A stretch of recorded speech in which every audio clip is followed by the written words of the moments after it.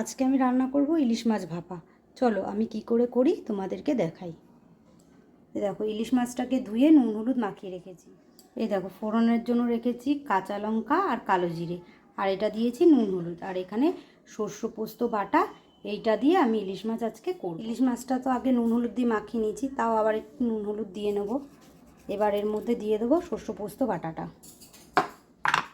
এবার ওই সর্ষে পোস্ত বাটাটা দিয়ে ইলিশ মাছটাকে মাখিয়ে কিছুক্ষণ রেখে দেবো। এবার কড়াইতে সরষের তেল দিয়ে দিয়েছি। এবার ওর মধ্যে কালো জিরে ফোড়নটা দিয়ে দিলাম। এবারে আস্তে আস্তে করে ইলিশ মাছ যেগুলো মেখে রেখেছিলাম সেগুলো দিয়ে দিচ্ছি।